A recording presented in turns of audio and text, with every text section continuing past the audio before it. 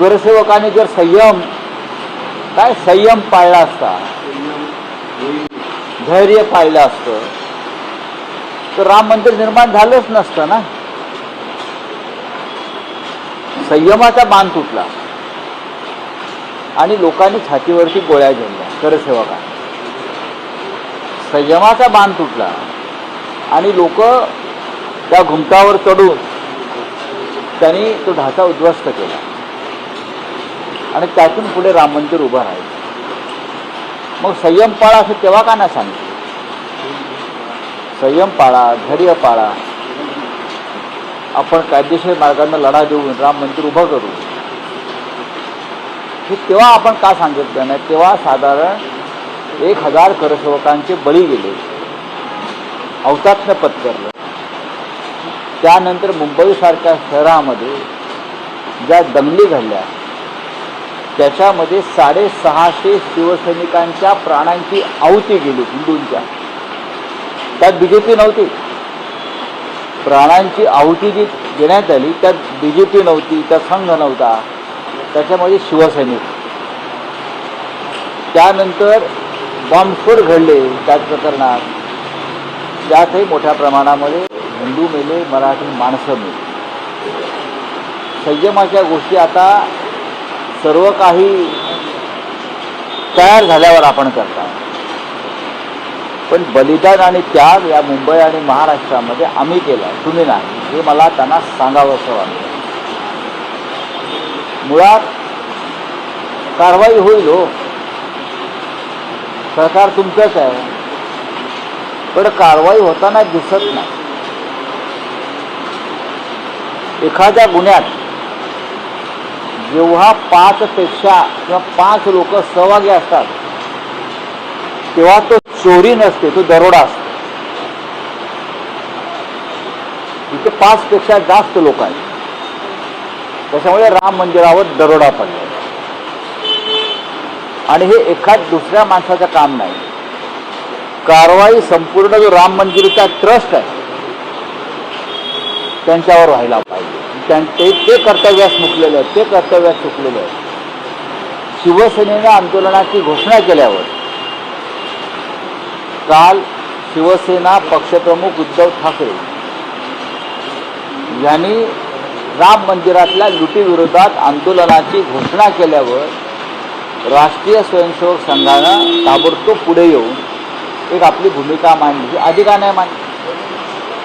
कारण त्यांना माहिती आहे हे आंदोलन महाराष्ट्रात जर ठिणगी पडली तर त्याचा बनवा पेटल्याशिवाय राहणार नाही.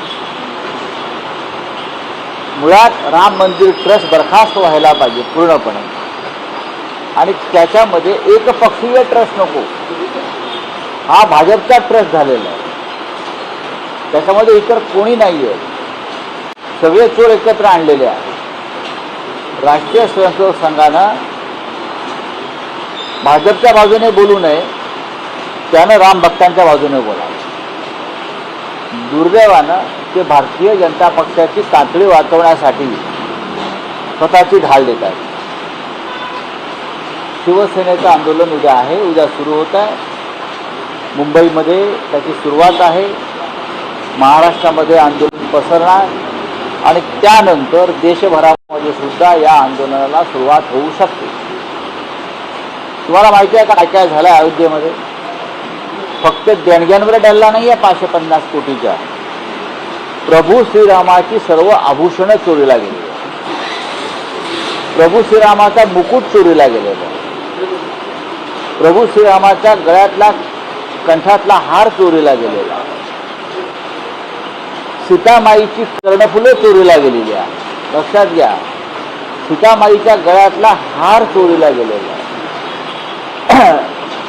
ज्यांना आम्ही रामाच्या पादुका म्हणत होतो, तिथे त्या भरतानं 14 वर्ष सांभाळल्या त्या रामाच्या पादुकाही चोरीला गेलेल्या आहेत. आणि तुम्ही म्हणताय की संयम आणि धैर्य पाळा.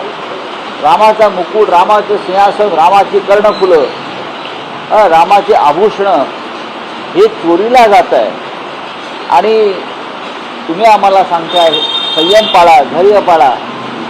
आप संयम की बांध टूट गया है, अब नहीं संयम हो सकता.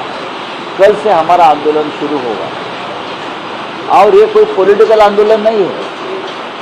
उद्धव ठाकरे जी ने देश के पूरे हिंदुओं का आह्वान किया, चाहे वो किसी भी पार्टी में हो, चाहे कांग्रेस हो, चाहे राष्ट्रवादी कांग्रेस हो, चाहे कम्युनिस्ट हो, जिनको लगता है कि राम हमारा है, राम से हमारा कोई रिश्ता है, वो सभी ने इस आंदोलन में सहभागी होना चाहिए। मुझे लगता है कांग्रेस पार्टी ने उत्तर प्रदेश में आंदोलन शुरू किया, आम आदमी पार्टी ने भी शुरू किया, महाराष्ट्र में ये सब लोग आने वाले दिनों में एक बड़े मंच पर आ सकते हैं।